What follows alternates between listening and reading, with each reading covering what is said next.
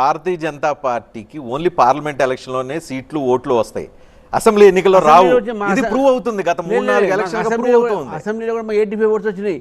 ఒకప్పుడు మా ఊర్లో ఎవరికి బీజేపీ తెలంగాణ ఒక ఊర్లో 80, అసెంబ్లీలో 80 వస్తాయి, పార్లమెంట్లో 200 వస్తాయి. ఎట్లా వస్తాయి? Because party is growing sir. ఇప్పుడు గతంలాగా లేదు. Bharatiya Janata Party is people's hope now in Telangana. ఈ రాష్ట్రంలో తెలంగాణలో ప్రస్తుతం అధికారంలో ఉంది కాంగ్రెస్ కాబట్టి కాంగ్రెస్కి ప్రత్యామ్నాయంగా ఈ రోజుకి బీఆర్ఎస్ని చూస్తున్నారు కానీ బీజేపీని చూడలేదు. ఎందుకంటే లేదు, రాంగ్ అది. ఇప్పుడు మీరు ఊర్లలో పోండి, నేను వస్తున్నా, people are seeing towards BJP. ఈరోజు బీఆర్ఎస్ చూశారు. బీజేపీని ఎలా చూస్తున్నారు, దేనికి చూస్తున్నారు? ఓ ప్రజా ఉద్యమాలు లేవు, ఓ ప్రభుత్వం మీద ఒక సీరియస్ విమర్శలు లేవు, లేకపోతే ప్రభుత్వం చేస్తున్న ప్రజా వ్యతిరేక నిర్ణయాలు ఏమన్నా మీకు కనిపిస్తూ ఉంటే వాటి మీద యాజిటేషన్ లేదు, అంత కాంప్రమైజింగ్.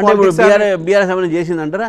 మేము ఏం చేసి జైలుకు పోయింది మేము, కొట్లాడేది మేము, రోడ్డు మీద పడేది మేము. ఇప్పుడు ఫర్ ఎగ్జాంపుల్ బీఆర్ఎస్ టైంలో అనుకోండి, సంజయ్ గాంధీ జైలుకు పోయారు, మా కార్యకర్త అరెస్ట్ అయ్యారు, మా యువ మోర్చా వాళ్ళు జైలుకు పోయారు. వాళ్ళు కాంగ్రెస్ పోయినరా? ఫుక్కడిగా సీఎంఏ కూర్చున్నారు. అక్కడ 2023లో బీజేపీకి రావాల్సింది కాంగ్రెస్ తనుకుపోయింది అనేది ఒక చర్చ ఉంది. అది అవునా కాదా తర్వాత డిబేట్ చేద్దాం.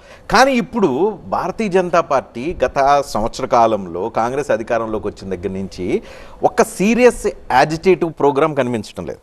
మీరు ఈవెన్ రేవంత్ రెడ్డి ముఖ్యమంత్రిగా ఆయన నేరుగా భారతీయ జనతా పార్టీని టార్గెట్ చేసిన, ప్రధానమంత్రి నరేంద్ర మోడీని అనేక దఫాలుగా తిట్టినా కూడా భారతీయ జనతా పార్టీ నాయకులు ఎక్కడా ఎవరు ఏం మాట్లాడలేదు. లేటెస్ట్గా ఆయన 75 ఏళ్ళకి రిటైర్ కావాలంటే రిటైర్ కావట్లేదు అనేది కూడా రేవంత్ రెడ్డి ఈరోజు ఒక కీలకమైన స్టేట్మెంట్ ఇచ్చారు.